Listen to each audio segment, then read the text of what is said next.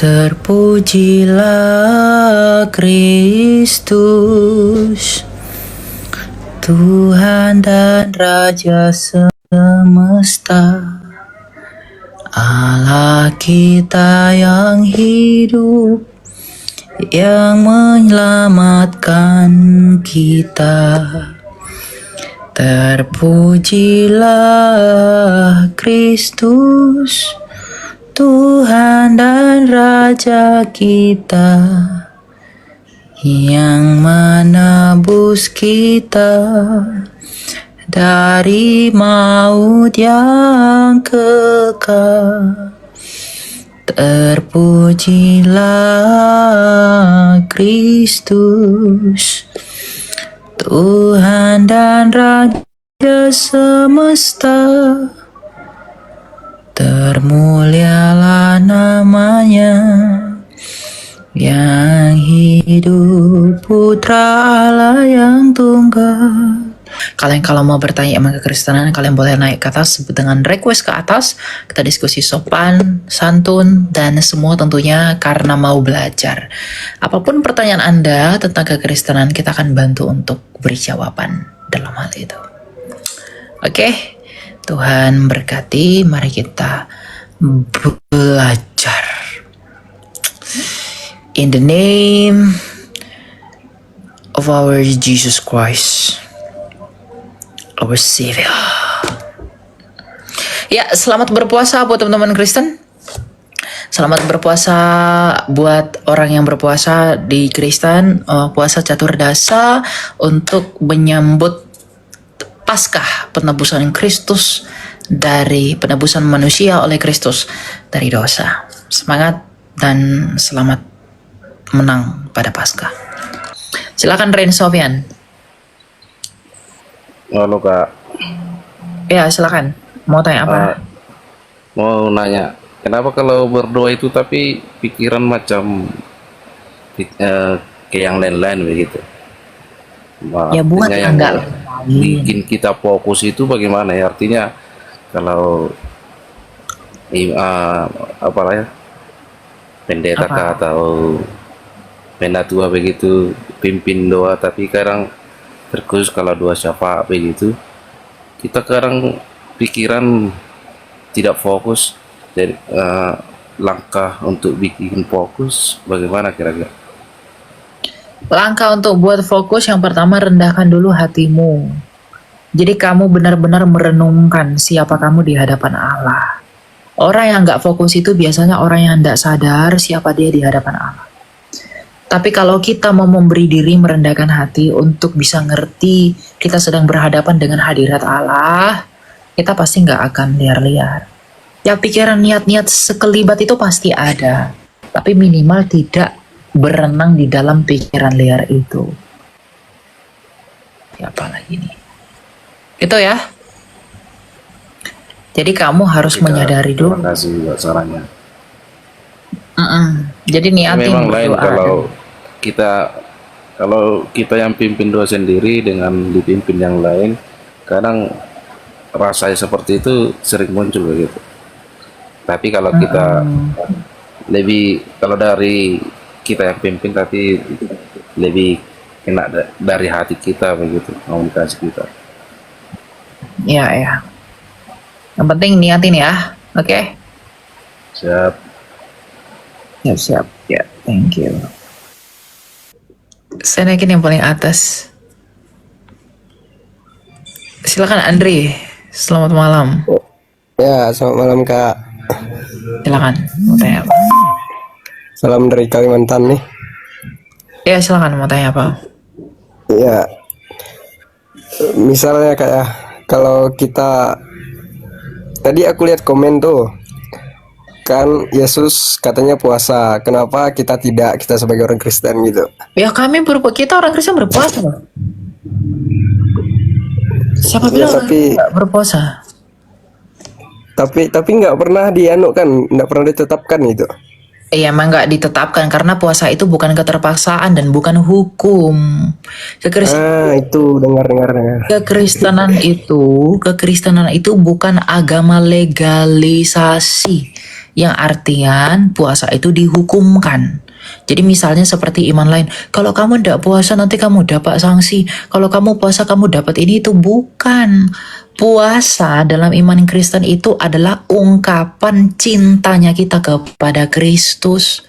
Karena Tuhan Yesus pernah berpuasa dan itu adalah ujian untuk pelayanannya sebelum pada akhirnya dia melakukan karya puncaknya di kayu salib.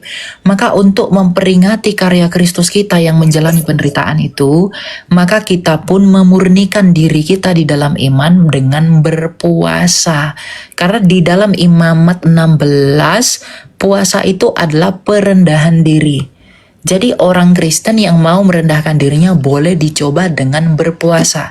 Puasa itu bukan satu-satunya jalan, banyak cara untuk merendahkan diri.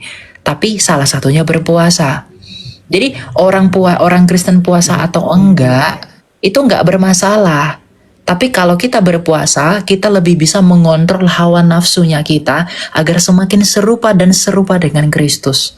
Dalam pengertian apa? Mengontrol diri, hawa nafsu, dan lain sebagainya. Orang yang berpuasa tidak pernah lebih baik dari yang tidak berpuasa di hadapan Allah. Tetap sama di hadapan Allah. Cuma kitanya merasa lebih baik atau tidak untuk mengontrol diri kita di hadapan Allah. Gitu ya.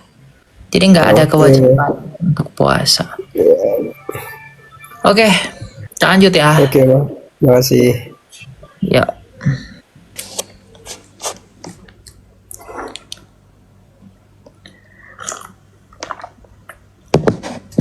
Aduh, silakan Petrus. Halo Kak, boleh nanya? Iya kan kata saya emang mau nanya. Nah gini, kemarin kan aku ditanya di apa juga kan di lingkungan gereja. Di ayat mana tertulis Maria dimahkotai di surga? Aku Nggak tidak ada jawab kemarin. Makanya kan aku kemarin itu ditanyain, aku jemaah aja, aku pun belum pernah dengar. Di Nggak ayat ada mana Maria dimahkotai. Maria diangkat ke surga terus dimahkotai? Itu yang nanya siapa emang? Ada kemarin yang nanya gitu kayak. Nggak ada. Makanya aku terdiam aja. Paling aku pernah dengar Maria diangkat ke surga kan? Setelah mati ya diangkat. Iya. Diangkat ke surga. Terus kalau dimahkotai di surga itu nggak ada kan? Nggak ada ayatnya. Nggak ada ayatnya kan? Makanya aku diam aja kemarin tuh nggak bisa jawab. Nggak ada. Emang nggak ada ya? Pantesan aku kemarin tuh cari-cari ke sana, aku nggak dapat gitu. Emang nggak ada ayatnya. Emang nggak ada. Oke lah Kak. Ya. Terima kasih. Oke sip. God bless you. Saya nggak tahu ya, tapi di tradisi Katolik Ortodoks saya nggak tahu ada atau enggak.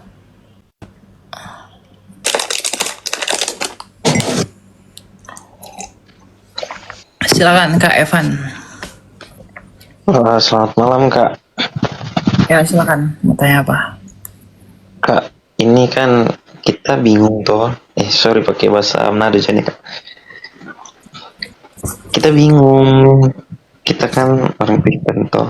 Cuman kita pikir-pikir dan dari pikiran yang menciptakan Allah itu siapa Kak? Tidak ada Allah menciptakan. Dia itu tidak ciptaan.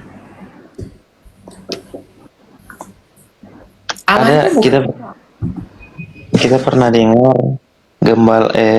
satu pendeta bilang roh dan Allah itu saling menciptakan manusia. Iya, dalam Ayub 33 ayat 4 kita baca ya. Menciptakan manusia bukan menciptakan Allah. Wong roh Allah itu satu kesatuan dengan Allah kok. Kita baca ya, Ayub 33 ayat 4. Jadi bukan ini. Ayub 33 ayat 4. Mana ini Ayub ya? Nih ayat 33 ayat 4. Roh Allah telah menjadikan aku dan nafas yang maha kuasa membuat aku hidup. Jadi roh Allah itu menjadikan kita. Manusia itu diciptakan oleh kuasa roh Allah dan diciptakan oleh firman Allah. Artinya, Tritunggal itu sama-sama mencipta. Kalau saya misalnya berbicara dengan kamu, yang berbicara dengan kamu tubuh saya, firman atau pikiran saya, atau roh saya. Tentu ketiganya sedang berbicara dengan kamu. Maka ketika Allah menciptakan segala sesuatu, maka Allah yaitu Sang Bapa, firman-Nya Allah dan rohnya Allah itu juga bekerja, sama-sama bekerja untuk menciptakan manusia. Jadi roh Allah apakah mencipta? Mencipta. Firman Allah mencipta. Yohanes 1 ayat 3 mencipta. Bapa mencipta. Wah, dia pencipta. Kejadian 1 ayat 3. Ya. Gitu. Iya Kak. Oke, mengerti Kak. Tapi Terpecahkan. Allah itu tidak diciptakan. Tapi Allah Tritunggal itu menciptakan. Kalau kamu melakukan pekerjaan kamu, misalnya kamu membuat gelas begitu. Yang membuat gelas ini tubuhmu, rohmu, atau firmanmu? Kalau hanya tubuhmu tanpa roh berarti kamu mayat. Kalau hanya rohmu tanpa tubuh berarti kamu Casper dong. Tapi ketiganya bekerja, ya kan? Rohmu bekerja menciptakan gelas, firmanmu juga. Kalau tanpa firman kamu nggak bisa menciptakan ini, ya toh? Iya Kak. Nah, firmanmu Iya. juga bekerja, tubuhmu juga bekerja, gerak motorik kamu. Maka ketika gelas ini kamu cipta, ketiganya bekerja menciptakan ini dalam satu manusia, Evan. Maka Allah Tritunggal yaitu Bapa, rohnya, dan firmannya itu sama-sama bekerja menjadikan semesta ini di dalam keesaannya sebagai Allah. Ngerti ya? Iya Kak. Oke, ngerti Kak. Thank you Kak. Oke, ya kita lanjut. Gitu teman-teman. Jadi Tritunggal itu sama-sama berkarya. Ingat ya, Tritunggal itu bercerita tentang kebagaimanaan Allah, bukan berapa Allah.